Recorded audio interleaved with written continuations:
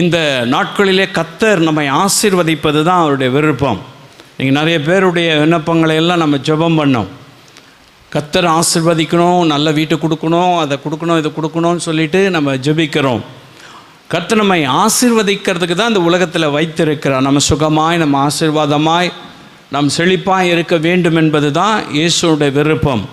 அதை தான் அவர் இஸ்ரவேலை ஆசீர்வதிப்பதே கர்த்தருக்கு பிரியம் என்பதாக வேதத்தில் வாசிக்கிறோம். அவர் நம்மை ஆசீர்வதிக்கிற தேவன். இயேசு கூட கடைசியாய் பரம் எழும்பொழுது பெத்தானியாவில் தம்முடைய சிசுகளெல்லாம் அழைத்து 2 கரங்களை நீட்டி அவர்களை ஆசீர்வதித்தார் என்பதாக வேதம் சொல்லுகிறது. அப்படி தான் நம்மை ஆசீர்வதிக்கிறார். ஆனால் மனிதனுடைய வாழ்வில் ஏன் ஆசீர்வாதத்தை இழக்கிறான், ஏன் இப்படி கஷ்டப்படுறாங்க, ஏன் இப்படி பாடுகளின் மத்தியில் இருக்கிறாங்க என்று சொல்லி நாம் அறிந்து கொள்ள வேண்டும். நம்முடைய வாழ்விலும் கூட பலவிதமான இழப்புகள், வீழ்ச்சிகள் நமக்கு உண்டாயிருக்கலாம், தோல்விகள் நமக்கு வந்திருக்கலாம், அடிக்கடி நமக்கு வருகிற பிரச்சனையினால சோர்ந்து போயிருக்கலாம்.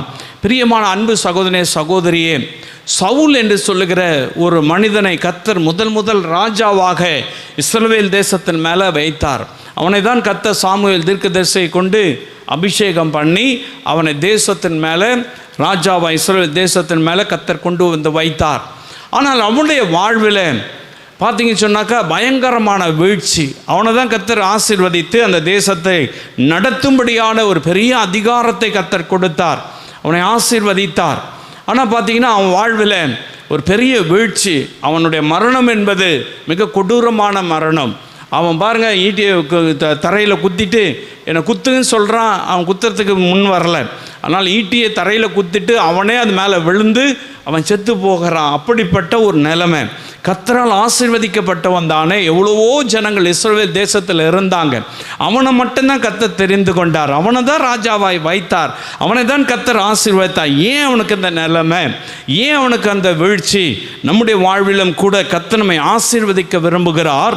அதே சமயத்தில் சில வீழ்ச்சிகள் நமக்கு உண்டாகிறது. இந்த வீழ்ச்சிக்கான காரணம் என்ன?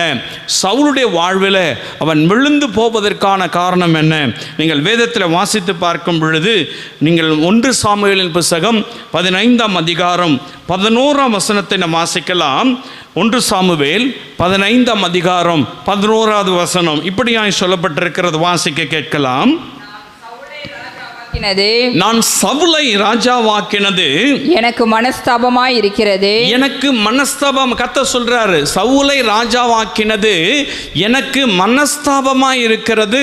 அவன் என்னை விட்டு திரும்பி என் வார்த்தைகளை நிறைவேற்றாமல் போனான் என்றார். என் வார்த்தைகளை நிறைவேற்றாமல் போனான் என்றார். கர்த்தர் பாருங்க, இவருடைய வீழ்ச்சிக்கான காரணத்தை சொல்லுகிறார். அவன் செய்த காரியம் கர்த்தரை மனஸ்தாபப்படுத்துகிற ஒரு மனிதனாய் இருந்தபடினாலே தான் அவனுடைய வாழ்வில் வீழ்ச்சியை அவன் சந்தித்தான். பிரியமானவர்களே, அமலேக்கியரை ஆண்டவர் சொல்றார், அழித்து விடும்படியாக சொல்லுகிறார், மடங்கடித்திடும் சொல்றார். அமலேக்கியரை வேதத்தில் வாசி பார்த்தீங்கன்னாக்கா 1 சாமுவேல் புஸ்தகத்தில் நீங்கள் 15ஆம் அதிகாரம் 8ஆம் வசனத்திலிருந்து இங்கே வாசி பார்த்தீங்க, மன்னிக்கணும், 15ஆம் அதிகாரம் 3ஆம் வசனத்தில் வாசி பார்த்தீங்கன்னாக்கா இப்படியே சொல்லப்பட்டிருக்கிறது. பாருங்க, கர்த்தர் இதை சொல்றாரு. என்ன சொல்றாரு பாருங்க, வாசிக்கலாம். இப்போதும் நீ போய், இப்பொழுது சவுலை பார்த்து சொல்றாரு, இப்போதும் நீ போய் அமலேக்கை மடங்கடித்து அவனுக்கு உண்டான எல்லாவற்றையும் சங்கரித்து அவன் மேல் இரக்கம் வைக்காமல் புருஷரையும் ஸ்திரீகளையும் பிள்ளைகளையும் குழந்தைகளையும் மாடுகளையும் ஆடுகளையும் ஒட்டகங்களையும் கழுதைகளையும் கொண்டு போட கடவாய். ஆண்டவர் எல்லாத்தையும் அழிச்சணும்னு சொல்றாரு.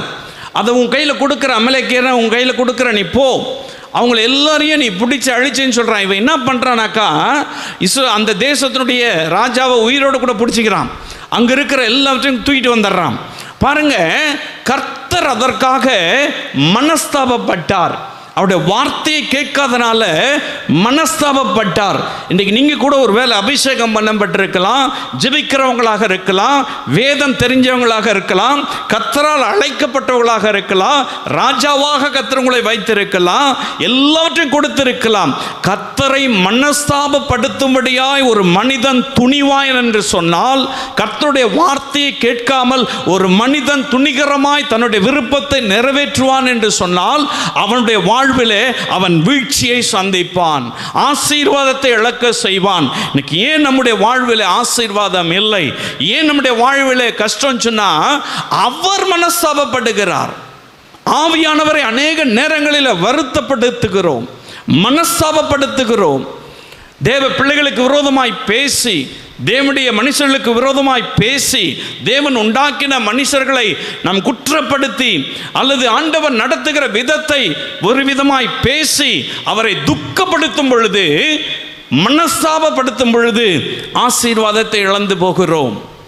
பிரியமான அன்பு சகோதரனே, சகோதரியே, கர்த்தர் சொல்றாரு அமலேக்கியரை மடங்கடின்னு சொல்றாரு, அவங்க எல்லாத்தையும் பிடிச்சி சாகடி அப்படின்னு சொல்றாரு. ஆனா இந்த மனுஷன், இந்த ராஜா, அந்த ராஜாவை உயிரோடு கூட பிடிச்சிட்டு வர்றான், அங்க இருக்கிற ஸ்திரீகளை உயிரோடு கூட பிடிச்சிட்டு வர்றான், அங்க இருக்கிற ஆடு மாடுகளை எல்லாத்தையும் பிடிச்சிட்டு வந்துடுறான். பிரியமான அன்பு சகோதரனே, சகோதரியே, கர்த்தருடைய வார்த்தையை நீ கேட்கல, அவர் மனஸ்தாபப்படுவார், அவர் மனஸ்தாபப்படுவார். ஒவ்வொருத்தருக்கும் கர்த்தர் ஒவ்வொரு வார்த்தையை வைத்திருக்கிறார், ஒவ்வொரு சித்தத்தை வைத்திருக்கிறார். ஒவ்வொருவரையும் கர்த்தர் நடத்துகிற விதம் வித்தியாசமானது, ஒவ்வொருவருக்கும் ஆண்டவர் சொல்லுகிற காரியங்கள் வித்தியாசமானது. அதை நாம் புரிந்து கொள்ள வேண்டும். ஆண்டவரை நீ துக்கப்படுத்துவ, ஆனால் ஆண்டவர் நம்மை ஆசீர்வதிக்கணும். ஆண்டவர் சந்தோஷமாக இருந்தால் தான் நம்ம ஆசீர்வதிக்க முடியும். அவர் வருத்தப்பட்டால் நமக்கு ஆசீர்வாதம் இல்லை, நமக்கு வீழ்ச்சி தான். சவுல் விழுந்து போனதுக்கு காரணம் சிம்பிள் தான், சின்ன ஒரு ஆசை தான், சின்ன ஒரு விருப்பம்தான். அவன் வாழ்வில் வீழ்ச்சியை சந்தித்தான், பெரிய ஒரு மரணத்தை சந்தித்தான், கொடூரமான மரணத்தை சந்தித்தான். கர்த்தர் தானே அவனை ராஜாவா வச்சாரு, கர்த்தர் தானே அவனை அபிஷேகம் பண்ணாரு, அவனை காப்பாற்றிருக்கூடாதா? நிறைய பேர் அப்படி தான் சொல்லுவாங்க. நம்ம மதியினமாக நடந்துட்டு, கர்த்தருடைய வார்த்தைக்கு செவி கொடுக்காம, நம்ம கர்த்தருடைய வார்த்தையை கவனிக்காம, நம்ம இஷ்டம் போல நடந்துட்டு கர்த்தரனை ஆசீர்வதிக்கணும் சொன்னா எப்படி எப்படி ஆசீர்வதிப்பார்? எப்படி ஆசீர்வதிக்க முடியும்? என்ற சிலர் வருவாங்க, சிலருடைய வாழ்வில் பார்த்தீங்கன்னாக்கா அவங்க இஷ்டம் போல கல்யாணம் பண்ணிக்குவாங்க, யாரையாயிலும் கல்யாணம் பண்ணிக்குவாங்க, ஒரு விக்கிரகத்தில் இருக்கிறவனை கல்யாணம் பண்ணிக்குவாங்க, ஏதோ ஒன்று கல்யாணம் பண்ணிக்குவாங்க. கடைசியில் அவங்க குழந்தை இருக்காது, ஏதோ ஒரு பிரச்சனை வந்துடும். ஜோம் பண்ணுங்க, அது தேவ சித்தமா? அது தேவனுடைய விருப்பமா? ஆண்டவருக்கு விரோதமாக அவர் மனஸ்தாபப்படுத்திட்டார். உனக்குன்னு ஒரு காரியத்தை வச்சிருக்கிறார், நீ உங்க இஷ்டம் போல, உங்க விருப்பம் போல நீ நடந்துட்டதுனால அதை நீங்க அனுபவிச்சு தான் ஆகணும். அது ஆண்டவர் மேல குறை சொல்றதுக்கு இல்லை, ஊழியக்காரர் மேல குறை சொல்றதுக்கு இல்லை. நீங்க விரும்புகிறபடி செஞ்சிட்டீங்க, அகப்பட்டுக்கிட்டீங்க. அவர் மனஸ்தாபப்பட்டுட்டார், அவர் துக்கப்பட்டுட்டார், அதனால தான் வீழ்ச்சி. துக்கப்படுத்திருக்கோம்ல, மனம் திரும்பணும். ஆண்டவரே உங்களை துக்கப்படுத்தினாக்கா என்னை மன்னிச்சிருங்க, அப்போதான் நமக்கு ஆசீர்வாதம். இது குடும்ப பங்காளர் ஆசீர்வாத கூட்டம். நீங்கள் ஆசீர்வாதமாக இருக்கணும்னாக்கா மனுஷனை துக்கப்படுத்தத்தோ மனுஷனை வேதனைப்படுத்தத்தோ கிடையாது. அது ரெண்டாவது. முதல்ல நம்ம கர்த்தரை துக்கப்படுத்துகிறோம். அவர் மனஸ்தாபப்பட்டாராம், மனசு ரொம்ப கஷ்டமாயிடுச்சு. அவர் மனஸ்தாபப்பட்ட, அவரை மனஸ்தாபப்படுத்திட்டு நம்ம சுகபோக்கமாக இருக்க முடியுமா? நம்ம நல்லா இருக்க முடியுமா? யோசிச்சு பாருங்க. இன்னைக்கு நம்ம வீழ்ச்சிக்கு காரணம் என்னன்னா, இயேசுவை எங்கேயோ நம்ம மனஸ்தாபப்பட வைத்திருக்கிறோம், ஆவியானவரை துக்கப்பட வைத்திருக்கிறோம். ஆவியானவருக்கு விரோதமாய் ஏதோ ஒரு காரியத்தை செய்து அவரை துக்கப்பட வைத்திருக்கிறோம். அதனால தான் நம்முடைய வாழ்வில் வீழ்ச்சியை சந்திக்கிறோம். அவர் மனஸ்தாபப்பட்டிருக்கிறார். நம்ம நினைக்கலாம், அது அவன் வச்சுவிட்டான், இவன் வச்சுவிட்டான், அதை செஞ்சிட்டாங்க, இதை செஞ்சிட்டாங்க, இப்படி பண்ணிட்டாங்க, அப்படி பண்ணிட்டாங்க, யார் மேலாம் குறை பண்ணிட்டு போயிருக்கலாம். நான் செய்த காரியம், நீங்கள் செய்த காரியம், கர்த்தரை துக்கப்படுத்தியிருக்கிறோம். அவரை மனஸ்தாபப்படுத்தியிருக்கிறோம். அதனால தான் வீழ்ச்சியை சந்திக்கிறோம். ரெண்டாவது, சவுலுடைய வாழ்வில் வீழ்ச்சியை சந்திப்பதற்கான காரணம் என்ன? அதே 1 சாமுவேல் புஸ்தகத்தில் 15ஆம் அதிகாரம் 19ஆம் வசனத்தை வாசிக்கலாம். இப்படி இருக்க நீர் கர்த்தருடைய சொல்லை கேளாமல், கவனிங்க, கர்த்தருடைய சொல்லை, அங்க வார்த்தையை கேட்கல, இங்க கர்த்தருடைய சொல்லை கேளாமல் கொள்ளையின் மேல் பறந்து கர்த்தருடைய பார்வைக்கு பொல்லாப்பானதை செய்தது என்ன என்றான். கர்த்தருடைய பார்வைக்கு பொல்லாப்பானதை செய்தது என்ன? சாமுவேல் தீர்க்கதரிசி அனுப்பி கர்த்தர் பேசுறார். பொல்லாப்பானதை செஞ்சான் கர்த்தருடைய பார்வைக்கு. அங்கு பார்த்தா கர்த்தரை மனஸ்தாபப்படுத்தினா, இங்க கர்த்தருடைய பார்வைக்கு பொல்லாப்பானதை செஞ்சான். என்ன பொல்லாப்பானதை செஞ்சான்? நான் ஏற்கனவே சொன்னேன். சாமுவேல் தீர்க்கதரிசி வந்து பேசிட்டு இருக்காரு. பேசும்பொழுது பாருங்க, வாசிக்கலாம். 1 சாமுவேல் புஸ்தகத்தில் 15ஆம் அதிகாரம் 13, 14, 15 வசனங்களை வாசிக்கலாம். சாமுவேல் ரொம்ப தெளிவா பேசுறாரு பாருங்க, வாசிக்கலாம். சாமுவேல் சவுலிடத்தில் போனான். சாமுவேல் சவுலிடத்துல, ராஜாவிடத்துல போறான். சவுல் அவனை நோக்கி நீ கர்த்தரால் ஆசீர்வதிக்கப்பட்டவர், கர்த்தருடைய வார்த்தையை நிறைவேற்றினேன்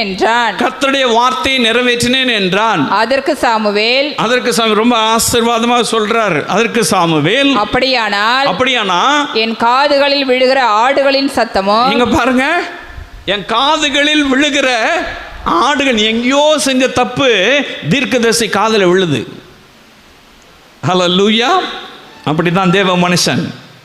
தீர்க்கதரிசி காதுல விழுது. ஆட்டு சத்தம் கேட்குது, மாட்டு சத்தம் கேட்குது. பாருங்க, எனக்கு கேட்கிற மாடுகளின் சத்தமும் என்ன என்றான். எனக்கு கேட்கிற மாடுகளின் சத்தம் என்ன? ரூம்குள்ள பேசினாலும் தெரிஞ்சிடும். அதற்கு சவுல் அமலேக்கியரிடத்திலிருந்து அவைகளை கொண்டு வந்தார்கள். அமலேக்கியரிடத்திலிருந்து அதை கொண்டு வந்தாங்க. ஜனங்கள் ஆடு மாடுகளில் நலமானவைகளை, எது பெஸ்டோ உம்முடைய தேவனாகிய கர்த்தருக்கு பலியிடும்படிக்கு, உம்முடைய தேவனாகிய பத்தி சாக்கு நல்லா இருக்குதுல்ல, உம்முடைய தேவனாகிய கர்த்தருக்கு பலியிடும்படி தப்ப வைத்தார்கள். ஆண்டவர் சொன்னாரு, அது எல்லாத்தையும் அழிச்சிருந்தாரு. ஆனா இங்க பாத்தீங்கன்னாக்கா சாமுவேல் தீர்க்கதரிசனம் சொல்றாரு, நீ கர்த்தரால் ஆசீர்வதிக்கப்பட்டவராமே அப்படின்னு சொல்லி அவரை வாழ்த்தி ராஜா ரொம்ப ரொம்ப அப்ரிஷியேட் பண்றாரு தீர்க்கதரிசியை. அப்படின்னு சொன்னாக்கா அவர் காதுல ஆட்டு சத்தம் மாட்டு சத்தம் கேட்குதே அப்படின்னு சாமுவேல் தீர்க்கதரிசி சொல்றாரு. அப்படி சொன்னதுக்காக அவர் சொல்றாரு, இல்லப்பா, இல்ல தீர்க்கதரிசியே, அமலோக்கியர்கிட்ட நல்ல தரமான ஆடு மாடுகளை ஆண்டவருக்கு பலி செலுத்துறதுக்காக ஜனங்க எடுத்துட்டு வந்துட்டாங்க. மற்றவர்களை முற்றிலும் அழித்து போட்டோம் என்றான். அப்பொழுது சாமுவேல் அந்த பேச்சை விட்டுரு, நீ இந்த கதையெல்லாம் என்கிட்ட சொல்லாத. கர்த்தர் இந்த ராத்திரியிலே எனக்கு சொன்னதை உமக்கு அறிவிக்கிறேன் என்று சவுலோடே சொன்னான். கர்த்தர் சொல்றது அவர் காதல ஒலிக்குது, தீர்க்கதரிசியுடைய காதல ஒலிக்குது. பொல்லாப்பானதை நீ செஞ்ச, நீ சாக்கு போக்கு சொல்லலாம், அது ரொம்ப ஆப்டா ரொம்ப கரெக்டா இருக்கிற மாதிரி தெரியலாம். நீ சொல்ற சாக்கு எங்களுக்கு நாங்கள் எடுத்துட்டு வரல, ஆண்டவருக்கு பலி செலுத்த தீட்டானது அருவருப்பானதை நீ தூக்கிட்டு வந்தல்ல, நீ கர்த்தருடைய பார்வைக்கு பொல்லாப்பானதை செய்தாய். எத்தனை பொல்லாப்ப நம்ம செஞ்சிருக்கிறோம். ஆண்டவர் என்னை ஆசீர்வதின்னு சொன்னாக்கா அவர் பார்வைக்கு பொல்லாப்பானது. ஆனா மனுஷனுடைய பார்வைக்கு அதுல என்ன பொல்லாப்பு இருக்கு? ஆடு மாடு தானே, அங்கே சும்மா கிடந்தது தானே, அங்கே மேய்ஞ்சிட்டு இருந்தது தானே, அவங்க தான் எல்லாமே காலி ஆகிட்டாங்களே, அங்கே மேய்ஞ்சிட்டு இருந்தது தானே. அதை ஆண்டவருக்கு பலி நாங்கள் வழக்கத்துக்கு எடுத்துனோம்ல, ஆண்டவருக்கு பலி செலுத்த தானே எடுத்து வந்திருக்காங்க. நம்ம பார்வைக்கு அது சரியானதாக இருக்கலாம், ஆனால் கர்த்தருடைய பார்வைக்கு அது பொல்லாப்பானது. பொல்லாப்பான காரியத்தை செஞ்சுட்டு ஆண்டவரே ஜெபத்தை கேளுன்னு சொன்னால் ஆண்டவர் ஜெபத்தை கேட்க முடியாதுயா. அந்த கதைலாம் என்கிட்ட சொல்லாதன்னு சொல்கிறார், அந்த கதை பேசாதன்றார். இந்த காம்ப்ரமைஸ்லாம் என்கிட்ட வேண்டாம், இந்த சாக்கு போக்கெலாம் என்கிட்ட வேண்டாம். நீ பொல்லாப்பானதை செஞ்ச. கர்த்தர் சொல்றது அதுதான். பிரியமானவர்களே, இன்னைக்கு ஏன் நம்முடைய வாழ்வில் வீழ்ச்சியை சந்திக்கிறோம்? கர்த்தர் பார்வைக்கு பொல்லாப்பானதை செய்திருக்கிறோம். நம்ம பார்வைக்கு சரியா இருக்கலாம், நம்ம செய்யறது சரியா இருக்கிறது போல தோணலாம், நம்ம நடக்கிற காரியங்கள் சரியா இருக்கிறது போல நம்ம நினைக்கலாம், நம்ம சரியாதான் நடக்கிறோம் சொல்லி நம்மளே நம்ம ஜஸ்டிஃபை பண்ணிக்கலாம். ஆனால் அது கர்த்தருடைய பார்வை என்பது ஒன்று உண்டு. கர்த்தருடைய பார்வை பூமி எங்கும் அவருடைய கண்கள் உலாவிக் கொண்டிருக்கிறது. வானத்தையும் பூமியும் உண்டாக்கினவர் நம்மை கவனித்து கொண்டிருக்கிறார். நம்ம செய்கிற காரியம் எல்லாவற்றையும் கவனித்து கொண்டிருக்கிறார். அவர் பார்வைக்கு நீ நலமானதை செஞ்சாதான் ஆசீர்வதிக்கப்படுவ. மனுஷன் பார்வைக்கு நீ எப்படி வேண்டுமா நல்ல காரியத்தை செய்வது போல தோன்றினாலும், சரியா இருப்பது போல தோன்றினாலும், கர்த்தர் பார்வைக்கு அது பொல்லாப்பானது. சவுலுடைய வாழ்வில் வீழ்ச்சிக்கான காரணம் பொல்லாப்பான காரியத்தை செஞ்சிட்டான். அப்படி வார்த்தைக்கு கேட்கல, செவி கொடுக்கல. ஹல்லேலூயா. அதனால தான் விழுந்து போனான். இன்னைக்கு நமக்கு ஏன் ஆசீர்வாதம் குறையுது? உங்களுக்கு தான் தெரியும். என்ன பொல்லாப்பு செஞ்சிருக்கீங்கன்னு உங்களுக்கு தெரியும், உங்களுடைய இருதயத்துக்கு தெரியும். நீ யோசிச்சு பாருங்க. அதை விட்டு மனம் திரும்பும் பொழுது தான் இன்னைக்கு பண்ண ஜபத்துக்கெல்லாம் ஆண்டவர் பதில் தருவார். ஹல்லேலூயா. ஆமாம், அப்படி நீங்கள் மனம் திரும்பணும். மூணாவது ஒரே ஒரு காரியத்தை சொல்லி நான் வேகமாக முடிச்சிடறேன், நேரம் இல்லை. ஏன் தாவீது அல்லது சவுல் விழுந்து போனா? அதே 1 சாமுவேல் புஸ்தகத்தில் வீழ்ச்சிக்கான காரணம் 23ஆம் வசனத்தை வாசிக்கலாம். இரண்டகம் பண்ணுதல் பில்லி சுனிய பாவத்திற்கும். பில்லி சுனிய அதை கோல் முட்டுறது. ரெண்டகம் சும்மா மூட்டி விட்டு போட்டு வாங்குறோன்னு சொல்கிறான் பார்த்தீங்களா? Give and take policy. ஒன்று போட்டு ஒன்று வாங்கிறது, ஒன்று சொல்லி அவங்க வாயிலிருந்து இன்னொன்று வாங்கிறது. இதுதான் ரெண்டகம் பண்ணுறது, கோல் முட்டுறது, வஞ்சகமான காரியம். இந்த காரியம் பண்ணுறது எதுக்கு தெரியுமா சமமா? பில்லி சூனியம் வைக்கிறதுக்கு சமம். முரட்டாட்டம் பண்ணுதல். முரட்டாட்டம், ரொம்ப கோபமா, அப்படியே ரொம்ப சிட்டா முரட்டுத்தனமா இருக்கிறது. முரட்டாட்டம் பண்ணுதல் அவபக்திக்கும். நீ பக்தியா இருக்கிறன்னு சொன்னாலும் அந்த பக்தி கிடையாது, அவபக்திக்கும் விக்கிரக ஆராதனைக்கும் சரியா இருக்கிறது. நீ ஒன்றும் போய் உருவத்துக்கு முன்னாடி நிற்கவே தேவையில்லை. நீ முரட்டாட்டம் பண்ணன்னு சொன்னாக்கா, இருதயத்தை கடினப்படுத்துவீங்கன்னு சொன்னாக்கா, விக்கிரக ஆராதனைக்கு சமம். முடிஞ்சு போச்சு கதை. நான் எங்கே விக்கிரக ஆராதனை பண்ணேன்? கர்த்தர் பார்வையில் நீ முரட்டாட்டம் பண்ணல, பிடிவாதம் பிடிச்சல, அதுதான் முரட்டாட்டம். நம்ம சொல்கிறது தான் கரெக்டு. மயிலுக்கு 3 கால்ல 3 கால் தான். வெள்ளை காக்கா பார்த்தனாக்கா பார்த்தது தான். நான் சொல்கிறது தான் கரெக்டு, அதுலேருந்து மாற மாட்டேன். நீ விக்கிரக ஆராதனை பண்ணுறேன்னு அர்த்தம். நான் சொல்லலை, பைபிள் சொல்லுது. நீ கிறிஸ்தவளாக இருக்கலாம், கிறிஸ்தவனாக இருக்கலாம், நீ ஆராதனைக்கு போகிறவனாக இருக்கலாம், காணிக்க கொடுக்கலாம், ஜெபிக்கலாம், எல்லாம் பண்ணலாம்.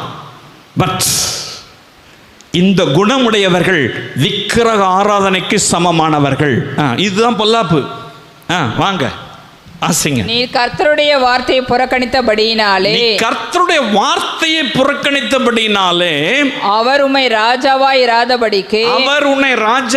இராதபடிக்கு, புறக்கணித்து தள்ளினார் என்றான். புறக்கணித்து தள்ளினார். ஹல்லேலூயா.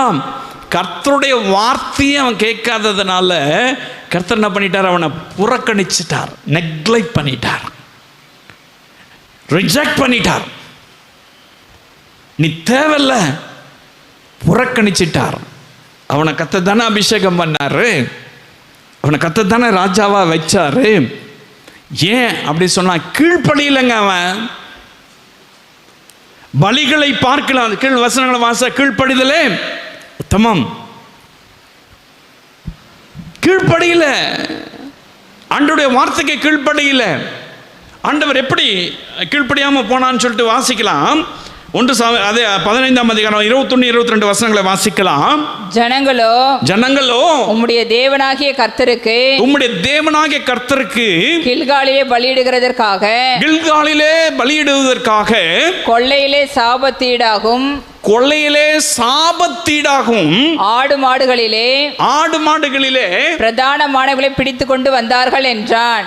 பிரதானமானவைகளை பிடித்து கொண்டு வந்தார்கள் என்றான். அதற்கு சாமுவேல் கர்த்தருடைய சத்தத்துக்கு கீழ்ப்படுகிறதை பார்க்கிலும் சர்வாங்க தகனங்களும் பலிகளும் கர்த்தருக்கு பிரியமாய் இருக்குமோ. ரொம்ப சரியா பேசுறார் ஆண்டவர். பலியை பார்க்கிலும் கீழ்ப்படிதலும் ஆட்டுக்கடாக்களின் இனத்தை பார்க்கிலும் செவி கொடுத்தலும் உத்தமம். ஹல்லேலூயா. கீழ்ப்படியலைங்க, அதனால ரிஜெக்ட் பண்ணிட்டார் ஆண்டவர். கீழ்ப்படியதனால புறக்கணிச்சிட்டார். நீ தேவையில்ல, உன்னை தள்ளி நான் வேற ஒரு ராஜாவை உண்டாக்கிடுவேன். நீ இருக்கிற இடத்துல இன்னொரு மனுஷன் கொண்டு வந்து வச்சிருவேன். உன்னை கொண்டு செய்ய நினைச்ச காரியத்தை உன்னை தூக்கி போட்டுட்டு வேற ஒருத்தனை கொண்டு வந்து செய்ய வைப்பேன். அதனால்தான் ஆசீர்வாதம் இல்லை, அதனால்தான் பின்மாற்றம், அதனால்தான் பின்னோக்கி போயிட்டு இருக்கோம். ஆண்டவர் புறக்கணிச்சிட்டாக்கா வேற யாரும் சேர்த்துக்க மாட்டாங்க. வேற யார்கிட்டையும் ஒட்ட முடியாது. நம்ம ஒட்டி ஆசீர்வாதத்தை பெற்றுக்கொள்ள முடியாது. நம்மை ஆசீர்வதிக்கிறவர் ஒரு உறவே. கீழ்ப்படுகிறோமா? நீ என்ன பலி செலுத்தினாலும் சரி, பலி நீ ஆடு மாடு எடுத்துன்னு வந்து என்ன இது ஒன்றா நீ பலி செலுத்தினாலும் சரி, கீழ்ப்படிதலை காட்டிலும் பலி முக்கியம் கிடையாது. கர்த்தருடைய வார்த்தைக்கு செவி கொடுப்பதை காட்டிலும் பலி முக்கியம் கிடையாது. நீ அதை செய்யல, பலி செலுத்தத்துக்கு எடுத்துன்னு வந்தேன், சாபத்தீட்டானதை பிடிச்சின்னு வந்துட்டேன், இது அது நீ எல்லா கதையும் சொல்ற, நேர்த்தியானதை எடுத்துன்னு வந்தேன், இப்படி எல்லாம் நீ கதை சொல்ற, அதெல்லாம் எனக்கு தேவையில்லை. நான் சொன்னதை நீ செஞ்சியா? நான் சொன்னதுக்கு கீழ்ப்படிஞ்சியா? என் வார்த்தைக்கு செவி கொடுத்தியா? இல்லையே. எப்படி உன்னை நான் ராஜாவா வச்சிருக்க முடியும்? எனக்கு அன்பானவர்களே, நம்மை ராஜாக்களும் ஆசாரியருமாய் கர்த்தர் அழைத்திருக்கிறார். அழைத்தது உண்மைதான். அழைத்ததில் எந்த குளறுபடியும் கிடையாது. அழைத்தது உண்மைதான். ஆனால் அவர் தான் அவனை ரிஜெக்ட் பண்ணிட்டார், அவனை தள்ளி விட்டார், புறக்கணிச்சிட்டார். கர்த்தர் புறக்கணிச்சதுக்கு அப்புறம் அந்த மனுஷன் ஆசீர்வாதமாக இருக்க முடியுமா? விக்கிரக ஆராதனை பண்ணிவிட்டு ஆண்டவர் ஆசீர்வதிக்க முடியுமா? எனக்கு அன்பானவர்களே, நான் எங்கே பில்லி சூனியம் வச்சேன், நான் எங்கே விக்கிரக ஆராதனை பண்ணேன்? நீங்கள் கேட்கலாம். கர்த்தர் எல்லாவற்றையும் பார்க்கிறார். பார்வைக்கு பொல்லாப்பானதை செஞ்சுட்டு கீழ்ப்படியாமல் நடந்துட்டு பாருங்க பிரியமானவர்களை, அவரை மனஸ்தாபப்பட வச்சுட்டு கர்த்தர் என்ன ஆசீர்வதிக்கணும்னு சொன்னா எப்படி? சவுலோடு கூட ஆண்டவர் பேசும்பொழுது தெளிவாய் பேசுகிறார். எல்லாவற்றையும் நான் கவனித்திருக்கிறேன். ஆடு மாடு சத்தத்தை கூட நான் கவனித்து வச்சிருக்கேன். நீ ஏமாற்றவே முடியாதுயா, யாரை ஏமாற்ற முடியாது ஆண்டவரை. பிரியமான அன்பு சகோதரனே சகோதரி, இன்னைக்கு நமக்கு ஏன் ஆசீர்வாதம் இல்லை? அவரை எங்கேயோ மனஸ்தாபப்பட வச்சிருக்கிறோம். அவர் பார்வைக்கு ஏதோ ஒரு பொல்லாப்பான காரியத்தை செஞ்சிருக்கிறோம். அவரை புறக்கணிச்சிட்டோம். அவர் வேண்டாம், பலிதான் எனக்கு முக்கியம் நினச்சிட்டோம். அவரை புறக்கணிச்சிட்டோம். ஹல்லேலூயா. இன்னைக்கு உலகத்தில் அப்படி தான். அவருடைய ஆசீர்வாதம் வேணும், ஆனால் அவர் வேண்டாம். நன்மைகள், சுகம், விடுதலை வேணும், ஆனால் சத்தியம் வேணாம். அவரை புறக்கணிச்சிடறோம். எப்படி ஆசீர்வாதமாக இருக்க முடியும்? அவர் நம்மளை ரிஜெக்ட் பண்ணுவார். அப்புறம் ஹல்லேலூயா. சவுலை ரிஜெக்ட் பண்ணாத மாதிரி அவன் புறக்கணிச்சான். கர்த்தர் என்ன பண்ணிட்டாரு? டோட்டலாக அவனை இல்லாமலே பண்ணிட்டார். எனக்கு அன்பான அன்பு சகோதரனே சகோதரியே, நம்ம வாழ்க்கையில் ஏன் ஆசீர்வாதம் இல்லை? இதில் ஏதோ ஒரு தப்பு பண்ணியிருப்போம், ஏதோ ஒரு பொல்லாப்பான காரியத்தை செஞ்சுட்டு இருப்போம், அவரை மனஸ்தாபப்பட வச்சுட்டு இருப்போம், அல்லது அவருடைய வார்த்தைகளை கேளாமல் கீழ்ப்படியாமல் புறக்கணிச்சிட்டு இருப்போம். இன்றைக்கி மனம் திரும்புவோம். கர்த்தர் நம்மை மீண்டும் நிலைநிறுத்தணும், நம்மை கட்டி எழுப்பணும், நம்மை ஆசீர்வதிக்கணும். எல்லாம் எழும்பி நின்று ஆண்டவரை நோக்கி பார்த்து, இயேசுவே, என்னுடைய வாழ்வில் நான் ஒரு வேளை தவறு செய்திருந்தால் அதை மன்னிச்சிருங்கன்னு சொல்லி மனப்பூர்வமாக நீங்கள் கேளுங்க. இந்த கடைசி காலகட்டத்தில் வந்திருக்கிறோம். கடைசி நாட்களில் ஏதோ ஒரு பொல்லாப்பான காரியத்தை செஞ்சிருந்தா ஆண்டவரே என்னை மன்னிச்சிருங்கன்னு சொல்லுங்கள். அவருடைய இருதயம் துக்கப்படுற மாதிரி நான் நடந்திருந்தா ஆண்டவரே என்னை மன்னிச்சிருங்க இயேசுவேன்னு சொல்லுங்கள். ஆண்டவரே, உண்மை நான் புறக்கணிச்சிட்டேன், எனக்கு வேலை தான் முக்கியம்னு ஓடினேன், உங்களுடைய ஆராதனை புறக்கணித்தேன், வார்த்தைகளை புறக்கணித்தேன், என்னுடைய நண்பர்கள் சொல்ல தான் எனக்கு முக்கியம்னு நான் நினச்சேன். அதனால்தான் இப்படி ஒரு நிலைமை எனக்கு. ஒப்புக்கொள்ளுங்க, ஆண்டவர்கிட்ட ஒப்புக்கொண்டு மனம் திரும்புங்க. கர்த்தர் இரக்கமுள்ள தேவன், அவர் இரக்கமுள்ள தேவன், நமக்கு உதவி செய்வார்.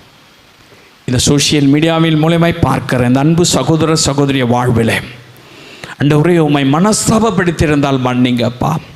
உடைய பார்வைக்கு பொல்லாப்பானதை செய்திருந்தால் மன்னிச்சிருங்க இயேசுவே. உம்மை புறக்கணித்து விட்டு ஆண்டவரே அவங்க ஆசீர்வாதத்தை தேடினாக்கா இயேசுவே, நீர் அவளை மன்னித்து இன்றைக்கு அவளை ஆசீர்வதிங்க, அவளுக்கு ஒரு விடுதலை தாங்க இயேசுவின் நாமத்தின் நல்ல பிதாவே.